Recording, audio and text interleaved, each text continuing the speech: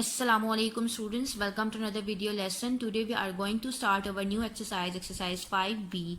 Page number is 74. Question number 1, state whether the following are true or false. First is minus 12 plus 15 is equal to 15 plus minus 12. Yes, it's a true statement because it's a commutative property of addition, and according to that property it's a true statement, so it's true. Second, 3 plus minus 5 is an integer. Yes, it's true because 3 plus minus 5 का जो मेरे पास answer आ रहा है वो है -2 which is an integer, so it's a true statement. Third, 5 plus minus 5 is a positive integer. 5 plus minus 5 is equal to 0 होता है, ठीक है. और आपको पता है कि 0 ना तो पॉजिटिव इंटीजर और ना ही नेगेटिव इंटीजर है, so it's a false statement. Fourth is minus 39 plus 14 is equal to 14 minus 39. Yes, so it's true. Minus 39 plus 14 is equal to minus 25 है, और 14 minus 39 is equal to minus 25 है. So left hand side right hand side की equal आ रही है, so it's a true statement. Fifth, minus 32 multiply by 0 is equal to 0. अब आपको पता है कि कोई भी नंबर 0 से मल्टीप्लाई हो तो मेरे पास 0 ही आंसर आता है, so it's a true statement. Sixth, negative of -5 does not exist. False. Negative of -5 मेरे पास 5 होता है, तो नेगेटिव ऑफ -5 एग्जिस्ट तो करता है ना हमारे पास, so it's a false statement. Seventh, 2 multiplied by 3 plus 5 is equal to 2 multiplied by 3 plus 2 multiplied by 5. It's a true statement because it's a distributive property of multiplication over addition, and according to that property, it's a true statement. 8, 3 multiplied by 5 plus minus 2 is equal to 3 multiplied by 5 plus minus 2. It's a false statement because आपको नजर आ रहा होगा यहाँ पे ये distributive property of multiplication over addition है, और according to that property यहाँ पर मेरे पास 3 multiplied by 5 plus 3 multiply by -2 आना चाहिए, बट यहाँ पे तो जस्ट -2 है, so it's a false statement. 9th, 0 multiply by 2 plus 3 is equal to 0 plus 3. False, because 0 को जब मैं किसी भी टर्म से मल्टीप्लाई करती हूँ तो 0 आएगा, तो लेफ्ट हैंड साइड का आंसर आ रहा है 0, एंड राइट हैंड साइड का आंसर क्या आएगा, 0 plus 3 is equal to 3. So 0 is not equal to 3, that means के मेरे पास ये फॉल्स स्टेटमेंट है. 10th, 27 plus -27 is equal to 54. It's a false statement because 27 plus minus मेरे पास माइनस होता है. 27 minus 27 is equal to 0, so it's a false statement. Question number 2, simplify the following. First is -29 plus -11 plus 40. अब मैंने इस question में इसको simplify करना है, और कैसे सिंप्लीफाई करना है, look at here. First is -29 plus -11 plus 40.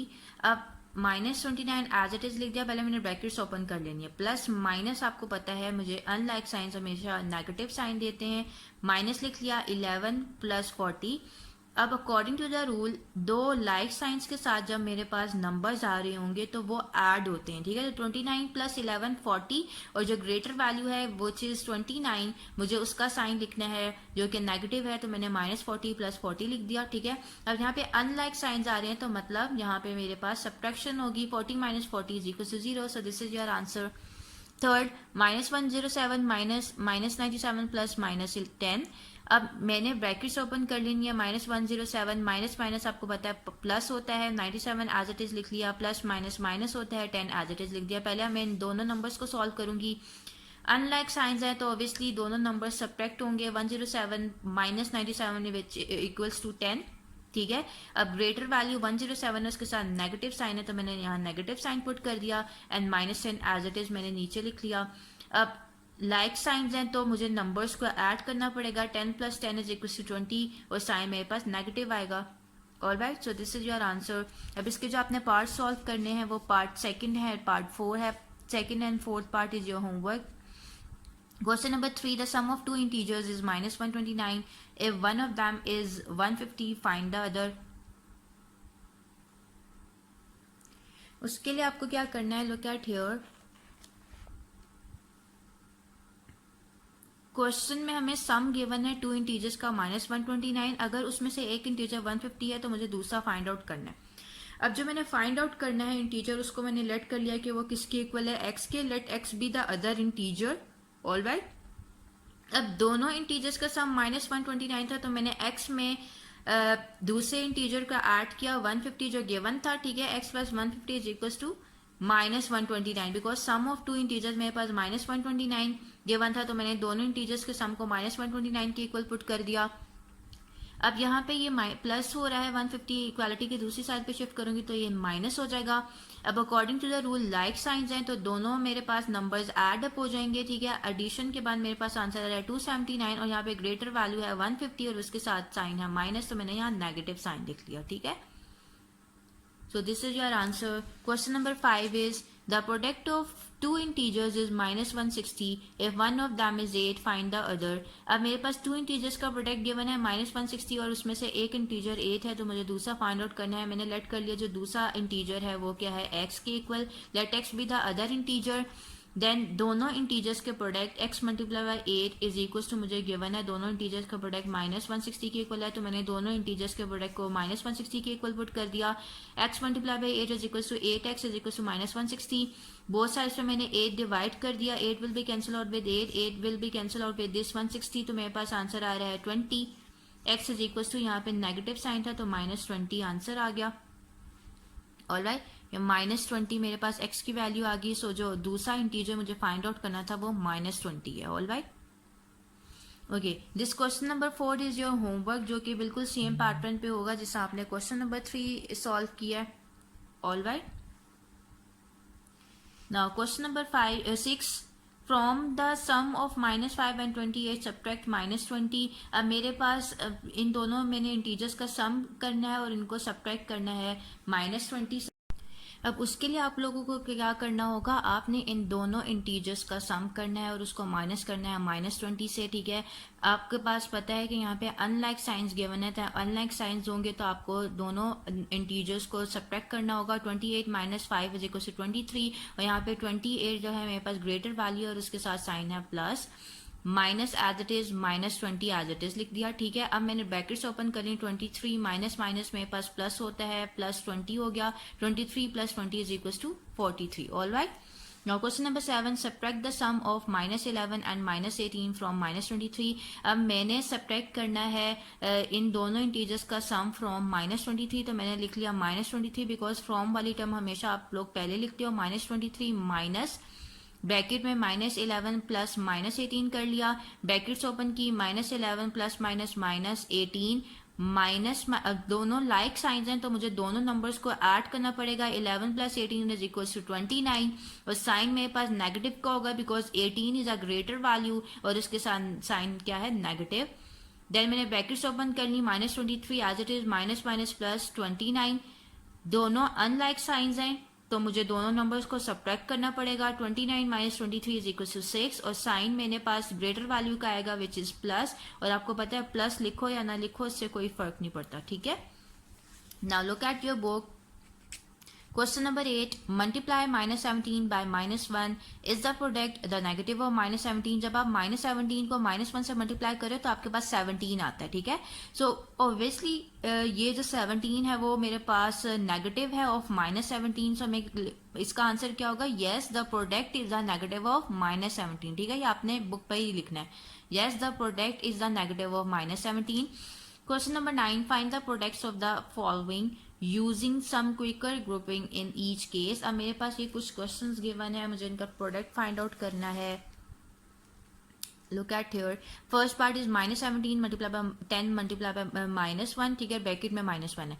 अब मैंने क्या किया, माइनस 17 एज इट इज लिख लिया, मल्टीप्लाई का सिंबल डाला, ठीक है। 10 जब माइनस 1 से मल्टीप्लाई होगा तो मेरे पास माइनस 10 आएगा। अब लाइक साइंस है, 17 को 10 से मल्टीप्लाई किया तो 170 आएगा, लाइक साइंस है तो ऑब्वियसली मेरे पास पॉजिटिव भी आंसर देगा ये, ठीक है। तो प्लस 170 मेरे पास आंसर आ गया। Second, minus 23 multiply by 100 multiply by minus 10, minus 23 को 100 के साथ मल्टीप्लाई किया तो माइनस 2300 आ गया, मल्टीप्लाई बाय माइनस 10, 2300 को 10 से मल्टीप्लाई किया तो 2300 आ रहा है और माइनस माइनस मेरे पास पॉजिटिव भी आंसर आता है, ठीक है। Third, 29 multiply by minus 50 multiply by minus 200, 29 को माइनस 50 से मल्टीप्लाई किया तो मेरे पास आ रहा है माइनस 1450 एंड आपको पता है प्लस माइनस माइनस होता है इसलिए मैंने माइनस साइन यहाँ पे लिखा है, मल्टीप्लाई बाय माइनस 200। अब 1450 को मैंने 200 से मल्टीप्लाई किया तो मेरे पास आंसर आ रहा है 290,000 और माइनस माइनस प्लस होता है, so this is your answer. Alright, now question number 10, find an integer which divides -100 to give -5। अब मैंने एक ऐसा इंटीजर फाइंड आउट करना है जो कि जब जिसको मैं -100 पर डिवाइड करूं तो मुझे -5 दे। सिंपली आपने इसके लिए क्या करना है, आपने 100 को डिवाइड कर दिया 5 पे, ठीक है ना। आफ्टर डिवीजन मेरे पास आ रहा है 20, -100 डिवाइडेड बाय -5 की मेरे पास वैल्यू आ रही है 20, बिकॉज यहाँ पर आपके पास लाइक साइंस है तो आंसर मेरे पास क्वेश्चन के क्या होगा, पॉजिटिव। जब भी आप डिवीजन की प्रॉपर्टीज पढ़े थे तो मैंने आपको ये प्रॉपर्टी बताई थी, ठीक है। So 20 is an integer which divides -100 to give -5। So 20 एक ऐसा इंटीजर है जिसको मैं -100 पे डिवाइड करूँ तो मेरे पास क्या आएगा, -5। All right, okay, question number 11, perform the following divisions। this question number 11 is your homework। आपने क्या करना है, सिंपली आपने इनको डिवाइड करना है। 63 को 7 पे डिवाइड किया, जो भी आंसर आएगा वो आपने लिखना है। और यहाँ पे अनलाइक साइंस है तो क्वोशंट की वैल्यू नेगेटिव होगी। सेकंड, थर्ड एंड फोर्थ आपने बिल्कुल same on the same pattern इसको सॉल्व करना है। 56 को 8 पे डिवाइड किया, सबसे पहले जो भी क्वेश्चन की वैल्यू आएगी उसके साथ अपने उसका आंसर आपके पास पॉजिटिव होगा, बिकॉज यहाँ पे लाइक साइंस है। अनलाइक साइंस के साथ जो है नेगेटिव आंसर देगा क्वेश्चन, और जब लाइक साइंस होगी तो आपके पास क्वेश्चन पॉजिटिव होगा, ठीक है।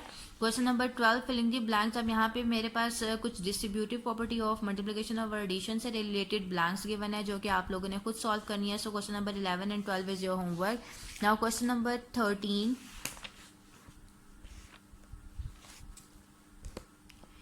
Mrs. Ahmed was born in 1898 and died in 1971. How long did she live? अब इसके लिए आप लोगों ने सिर्फ एज फाइंड आउट करनी है। एज फाइंड आउट करने के लिए आपने सबसे पहले लिखा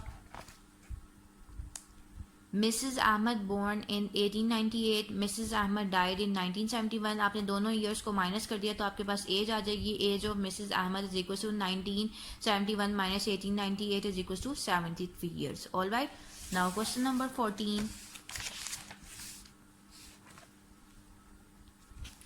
Question number 14 is, the Greek mathematician Eratosthenes was born in 276 BCE, means before Common Era, and died in 194. Find how long he lived। अब इसके लिए आप लोगों ने look at here,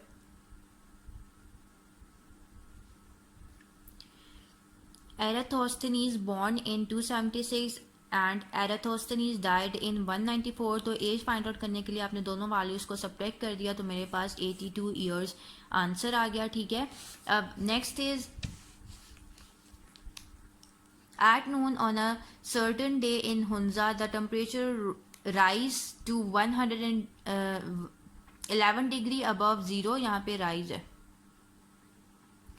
to 11 degree centigrade above zero. At midnight the temperature fell to 5 degree centigrade below zero. Find the change in temperature। अब मुझे जो given information है क्वेश्चन में वो क्या है, टेम्परेचर एट नून गिवन है 11 degree centigrade and temperature at midnight -5 degree centigrade. क्यों है, बिकॉज उन्होंने बिलो जीरो दिया हुआ था ये वैल्यू, ठीक है। मिडनाइट में जो टेम्परेचर है वो है बिलो जीरो, तो ऑब्वियसली बिलो जीरो आपके पास नेगेटिव वैल्यूज आती हैं, तो मैंने -5 डिग्री सेंटीग्रेड लिख लिया। चेंज इन टेम्परेचर के लिए आपने दोनों वैल्यूज को सब्ट्रैक्ट कर दिया, ठीक है। 11 degree centigrade -5 degree centigrade, minus minus मेरे पास प्लस होता है, दोनों वैल्यूज को एड अप किया तो मेरे पास 16 डिग्री आंसर आ गया। All right, okay, turn your page.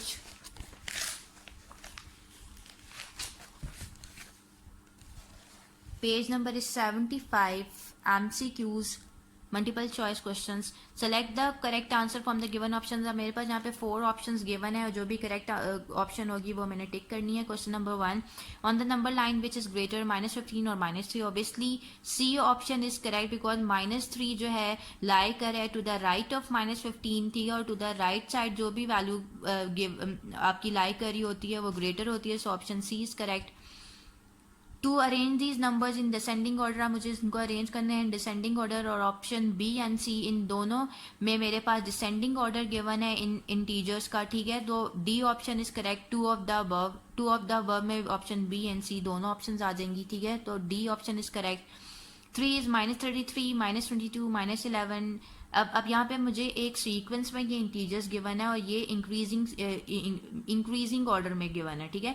Like in जो नंबर्स का इंटीजर्स का मेरे पास डिफरेंस आ रहा है वो 11 का। -33 में मैं +11 करी तो -22 आ रहा है, -22 में +11 कर रही हूँ -11 आ रहा है, -11 में +11 करूंगी तो 0 आएगा और 0 में +11 करूंगी तो 11 आएगा। जो नेक्स्ट टू इंटीजर्स सीक्वेंस में क्या है 0 and 11, so option D is correct.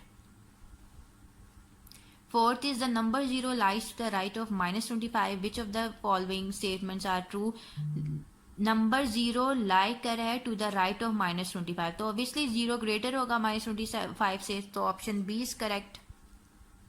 All right, B option is correct.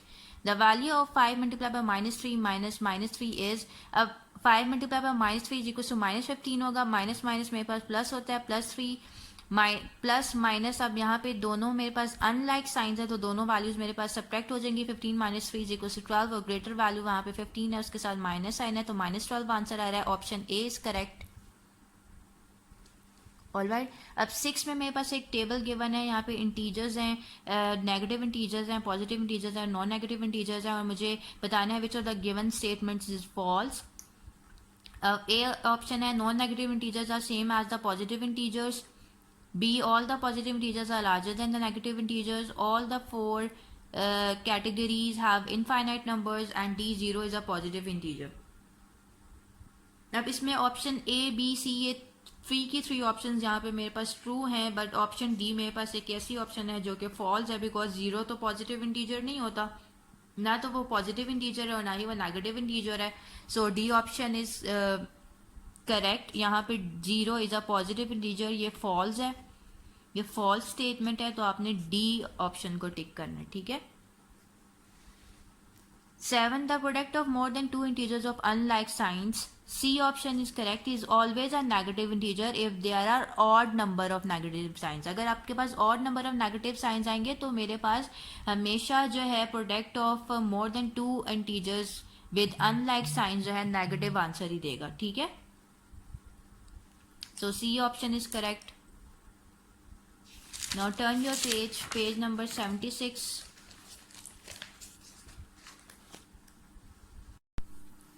8 is the illustration shows the distributive law of multiplication. अब यहाँ पे मुझे distributive law of multiplication over addition given है, उसके accordingly मेरे पास 5 multiply by 3 plus 5 multiply by 2 होगा, ठीक है, which is true, so option C is correct, ठीक है, true। 9, एसोसिएटिव लॉ, यहाँ पे मुझे associative law for addition and multiplication दी हुई है, which is true for addition and multiplication, so option A is correct. Alright, 10, the value of -8 minus whole -8 is, अब -8 as it is लिख लिया, minus minus plus 8 हो गया। अब unlike signs हैं तो दोनों वैल्यूज को मैंने माइनस करना है, 8 - 8 is equal to 0, so option B is correct. 11 is in all magic squares if the numbers are added horizontally, vertically or diagonally, the answer is the same. Yes, true. A option is correct. 12. The magic squares consist of 3 multiplied by 3 squares with only numbers in a sequence such as 1, 2, 3, 4 and so on. A option true. Basically it's not true because अगर आपके पास 3 cross 3 का magic square है, ठीक है, और उसमें इन a sequence numbers लाई कर रहे हैं तो आपके पास horizontally, vertically and diagonally same result नहीं आएगा, तो ऑप्शन ए तो करेक्ट नहीं है। B false, magic squares can be 4x4 और 5x5, यस, मैजिक स्क्वेयर जो है 4x4 और 5x5 के भी हो सकते हैं। C false, magic square can be made with even numbers और different groups of numbers, yes, magic squares को हम इवन नंबर्स और डिफरेंट ग्रुप्स ऑफ नंबर्स के साथ भी बना सकते हैं। And false, magic squares are made with fractions too, और मैजिक स्क्वेयर्स को हम लोग फ्रैक्शंस के साथ भी बना सकते हैं। तो बेसिकली यहाँ पे बी, सी एंड डी तीनों ही ऑप्शंस करेक्ट दी हुई हैं, बी, सी एंड डी तीनों ही ऑप्शंस करेक्ट है यहाँ पे, okay. Okay students, so this chapter is completed. Complete your work on time and do practice of these problems, all right? Okay, Allah Hafiz.